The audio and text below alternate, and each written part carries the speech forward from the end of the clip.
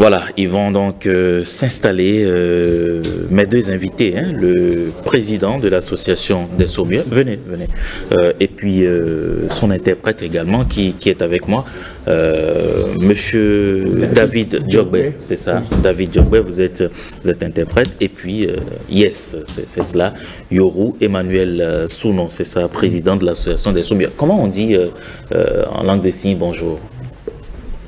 Comment? Bon. Jour. Amel, vous voyez ça? On reprend? Bon. On reprend? Bon. Ouais. Jour. Ouais. Ok. Bon. Jour. C'est bon? Oui. Super. D'accord. Donc, merci hein, d'être en plateau avec moi. Monsieur Yoru Emmanuel Sounon, c'est cela. Alors, demandez-lui comment il arrive à assumer son handicap depuis plusieurs années.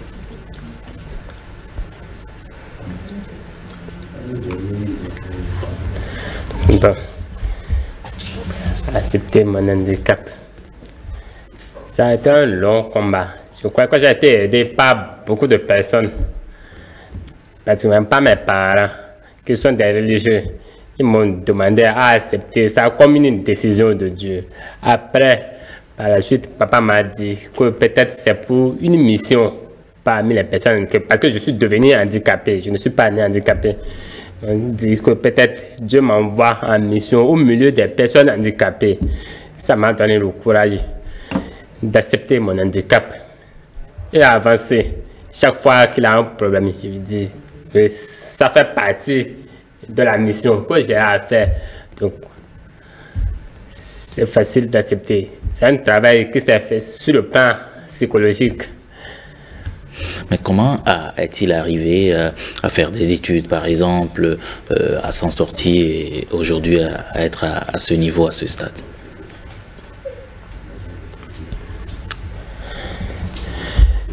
Être sourd, je n'ai pas quelque chose de spécial. Il n'y a pas vraiment de barrière dans ma tête. À mon niveau, je ne vois pas s'il y a quelque chose de spectaculaire. C'est les personnes qui ne sont pas dans mes conditions, qui me regardent comme s'il peut y avoir de barrière. Sinon, moi-même, il n'y a pas de barrière. J'ai les capacités comme toute autre personne. Mais il parlait justement du regard des autres. Comment il arrive justement à accepter tout ça, à supporter surtout le regard des autres? Lorsque c'est positif, j'encourage. Lorsque c'est négatif, j'essaie de sensibiliser. J'essaie de prouver que je ne suis pas différent par les actions. Je crois que en agissant, eux-mêmes vont voir que ce qu'ils pensent est différent de ce qui est. Ouais. Donc, j'essaie toujours dans mes actions de prouver que je suis comme eux. Il faut prouver pour qu'ils puissent comprendre que je ne suis pas différent, c'est tout. Et aujourd'hui, il fait quoi dans la vie, lui? Aujourd'hui, je suis enseignant. Je forme aussi les enseignants en langue des signes. J'aide les enfants sourds. Partout, on m'appelle. Donc, il est enseignant depuis quand? Oui. Depuis combien d'années? Ça fait 10 ans maintenant que j'enseigne. Waouh, ben là c'est magnifique. Et dans la vie quotidienne, avec ses proches, sa famille et tout, est-ce qu'il arrive à s'en sortir? Oui, j'arrive à m'en sortir, même si parfois je rencontre des difficultés, des frustrations liées à la préconception sur le handicap. J'arrive à m'en sortir. Et au sein de l'association qu'il dirige, comment cela se passe? Bien, nous sommes organisés par zone. C'est une association nationale. Donc, au sud, nous avons en est à Cotonou, à Porto Novo. Donc, nous avons à Djougou, à Parakou et à Natitengu. Moi, j'essaie de coordonner à distance toutes les actions. chaque zone a ses responsables. Moi, je travaille avec les responsables de chaque zone pour que la couverture soit nationale. Toutes nos actions sont menées sur le plan national. Justement, sur le plan national, est-ce qu'il a l'impression aujourd'hui qu'ils sont vraiment bien associés à tout ce qui se fait parce que justement, le thème de cette année parle par exemple de l'inclusion des personnes handicapées, surtout en cette période de Covid que nous traversons. Oui, nous avons l'impression d'être associés, mais pas exactement comme nous souhaitons, parce que nous concernant nous-mêmes, les personnes pensantes ne peuvent pas communiquer avec nous, donc ils préfèrent travailler avec les personnes qui travaillent avec nous et qui puissent communiquer. Par exemple, on veut travailler avec les sourds, on appelle un interprète, mais on laisse les sourds, on appelle l'interprète pour lui expliquer tout ce qu'on veut des sourds. C'est l'interprète qui va venir, ça veut dire intermédiaire. On n'appelle pas les sourds même pour demander leur avis ou quoi que ce soit. Au niveau là, il a une frustration. Ah bon? Parce que même si l'interprète arrive à communiquer avec nous, il ne vit pas ce que nous vivons. Donc il ne peut pas bien expliquer. C'est comme si tu amènes un malade à l'hôpital et le docteur décide de parler seulement avec ce qu'il a amené, ce qu'il a accompagné. Il laisse le malade. Il demande, le malade a quoi? Le malade a quoi? Ouais, le diagnostic peut être erroné si le malade même ne parle pas. Voilà. Mais justement, face à ça, qu'est-ce qu'il souhaite concrètement? Moi, je souhaite qu'on associe les personnes nous-mêmes à des questions nous concernant. Ouais. C'est un exemple. Je suis ici maintenant parce que le parti politique Mouel Bénin a décidé de nous associer directement aux actions nous concernant. Ils se sont posé des questions. Qu'est-ce qu'on peut faire pour ce groupe de personnes? Comment le faire? C'est mieux de parler avec eux-mêmes pour savoir comment on va faire. Voilà pourquoi moi je suis ici. Et justement, il parle de parti politique. C'est dire qu'il milite au sein du parti Mouel Bénin, c'est ça? Oui, je suis militant de Mouel Bénin. Ah bon? Et comment est-ce qu'il arrive justement? Est-ce qu'il y a des sourds-muets dans ce parti politique? Comment il arrive à communiquer avec les responsables de ce parti et participer aux activités politiques de ce parti dirigé par Jacques Ayadi? Il faut reconnaître que moi-même, ça m'a un peu surpris. Le parti est ouvert. Ils ont une manière de travailler plus facile qui rend accessible à toute personne. Je suis rentré là, fortuitement, par communication, message. Après, les choses sont allées très vite. Ils nous rencontrent, on discute. Nous, on dit ce qu'on veut.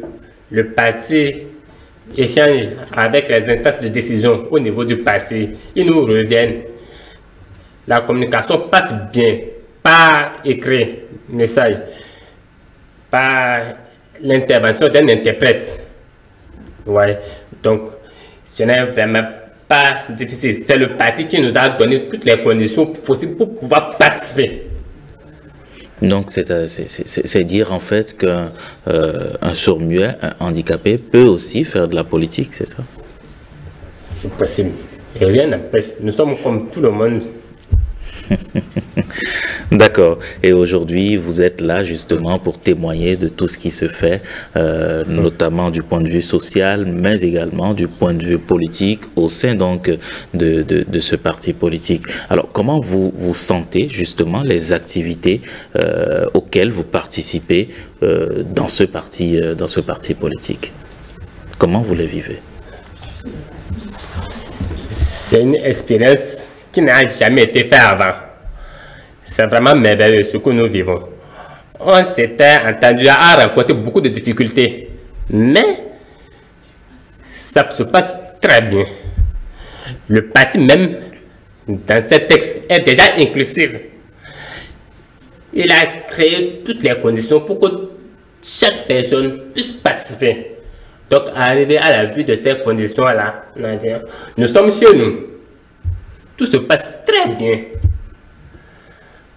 Tout se passe très bien et donc c'est le moment aujourd'hui surtout de mettre l'accent sur un point particulier, c'est que les personnes handicapées peuvent tout faire. En réalité, je voudrais qu'il insiste en réalité là-dessus, que ce soit du point de vue social, que ce soit du point de vue politique et dans bien d'autres domaines, les handicapés sont capables d'être les meilleurs.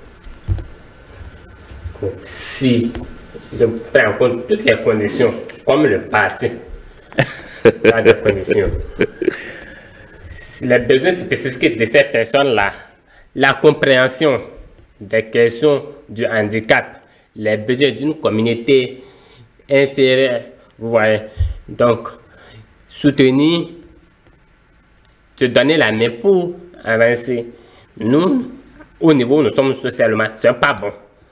Donc, quand il faut organiser quelque chose, le parti a le droit de nous exiger certaines choses. Mais il décide de voir nos conditions et nous donner la main pour être à leur niveau. Ils ne sont pas obligés. Parce que c'est les conditions qu'ils ont créées dans leur texte pour pouvoir permettre à tout le monde d'avancer ensemble. Et justement. Même si quelqu'un copie et qu'il ne réunit pas toutes ces conditions-là, il aura beaucoup de frustration. Les personnes handicapées vont se sentir encore plus handicapées, plus que quand ils n'étaient pas dans le parti. D'accord. Et maintenant, je suis content, je suis en famille. Et justement, peut-être pour finir, il a parlé des instances de prise de décision de ce parti, puisqu'il est membre donc de ce parti. Est-ce qu'il a la chance de s'adresser justement aux responsables de ce parti-là pour leur poser des doléances de ces personnes handicapées et tout? Est-ce qu'il en a l'occasion? Est-ce qu'il a souvent le feedback?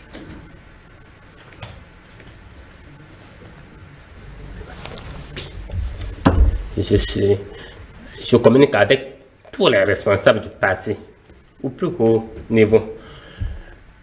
Et il me donne la chance à chaque fois que le besoin se fait sentir de m'exprimer. Par exemple, la dernière élection, on n'a pas pu participer, mais j'ai été proposé comme candidat. Ah bon? Pas suppléant, mais titulaire. C'est quelque chose de merveilleux. Imaginez que j'avais pu participer et j'arrive à sortir mon épingle de jeu. Ce sera un pas de géant. Toute l'Afrique, même en Europe. C'est en France seul qu'il a un candidat handicapé. Vous voyez, si j'étais sorti là, le nom du Bénin est sorti. Vous voyez, ça va permettre à tout le monde de savoir que être handicapé n'est pas synonyme d'être incapable. Être handicapé, et je retiens ça, n'est pas synonyme d'être incapable. Et ce sera peut-être ma dernière question. Quel est aujourd'hui le message qu'il a à adresser non seulement aux autorités en charge donc du pays, mais surtout à tous ceux-là qui le regardent et toutes les personnes qui souffrent d'un handicap qui le suivent actuellement? Je peux leur dire que le handicap, c'est dans leur regard. Ce n'est pas vraiment sur le plan physique, sensoriel, mais le regard de la société sur nous, nous rend handicapés. C'est parce que ça nous empêche de participer à certaines choses. Donc si tu ne participes pas, tu te sens vraiment handicapé. Voilà. De reconsidérer les questions du handicap, de chercher à comprendre. Être handicapé, ce n'est pas synonyme d'incapacité. Il va conclure son mot de fin. Je dis merci de m'avoir reçu pour l'émission. Je remercie le parti politique qui a rendu ça capable. Je sais que nous allons faire beaucoup de choses. Nous allons étonner encore le monde. Nous allons prouver que le handicap, ce n'est pas ce que beaucoup de personnes pensent. Donc, merci. Merci beaucoup. On dit merci comment? Merci. Merci. Voilà. Merci beaucoup. Hein. C'est tellement passionnant. J'ai tellement aimé. Merci beaucoup, monsieur Yoro Emmanuel Sounon. Yes, c'est comme ça qu'on vous appelle. Vous êtes le président donc de cette association des sourds-muets. Et puis à vous aussi, monsieur David Djobé, vous êtes l'interprète. Merci vraiment d'être venu. Je vous souhaite donc une excellente journée. Demain.